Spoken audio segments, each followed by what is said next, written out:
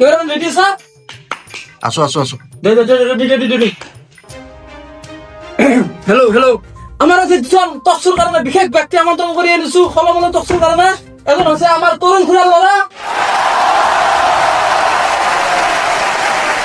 আৰু আন এজন ব্যক্তি আছে আমাৰ বিশিষ্ট ব্যক্তি শৰ্মা ছাৰ।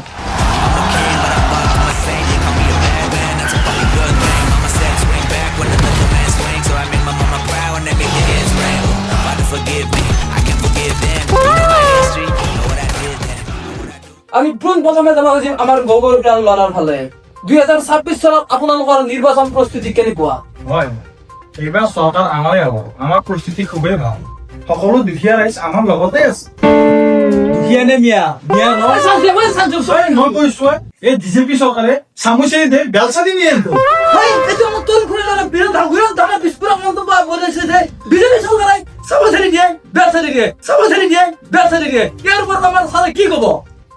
হয়, আমাৰ পাইজানে যিটো মন্তব্য উত্থাপন কৰিছে সেইটো সম্পূৰ্ণৰূপে মিছা। বিগত 70 বছৰে আপোনালোকৰ গল্পেশ চৰকাৰে কি কৰিলে? ৰাস্তা ঘাট আমি বনাইছো, স্কুল কলেজ আমি বনাইছো, দুৰ্নীতি মুক্ত অসম আমি বনাইছো। তহঁতে কি কৰিছা? অসমখন বিক্ৰী কৰিছা তহঁতে। সেইটো কথা নকওঁ, পাইজানে অসমখনে বিক্ৰী কৰিছে।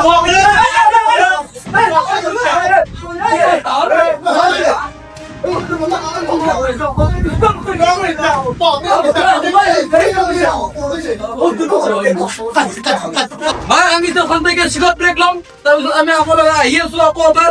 এইখন চহৰৰ হৈছে কি? কৰবাত থোৱা, কৰবাত চাই। মোৰ নাম মুকেশ। মই দিনটোত 10 পেকেটকে চেখৰ খাইছিলোঁ। চাউল লগত চেখৰ, ভাতৰ লগত চেখৰ। এতিয়া মোৰ মুখত পাইলছ, কটিত পাথৰ হৈ হাকিব নোৱাৰা হৈছোঁ। দুখৰ কথা যে মুকেশ আজি আমাৰ মাজত নাই। ৰেডি ছিলা? ৰেডি কৰে দিবা।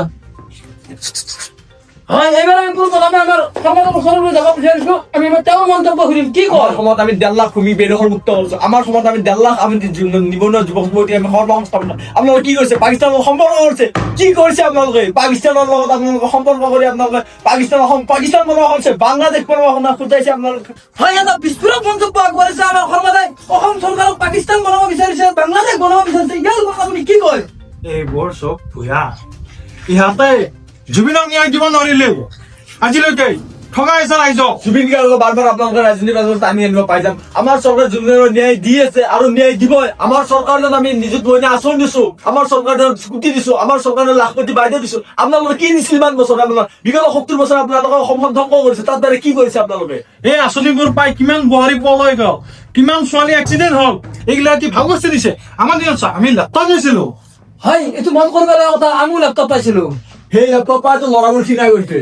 হেই, মোক তেনেকে দেখাইছা? হয়, এই আমাৰ মাজত আহি উপস্থিত হৈছে এজন বিশিষ্ট ব্যক্তি, গণ্যমান্য ব্যক্তি। কোন? চুমা বাবা।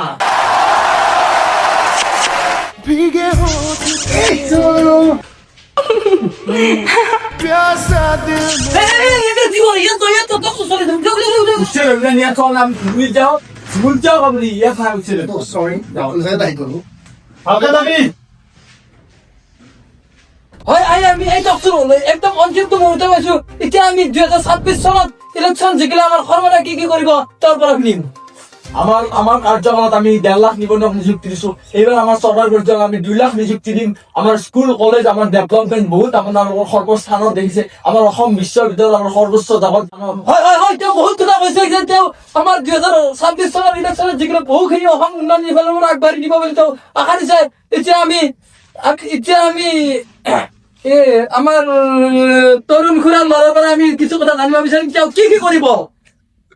মই কি কৰিম? অসমক বাংলাদেশ বনাম মই।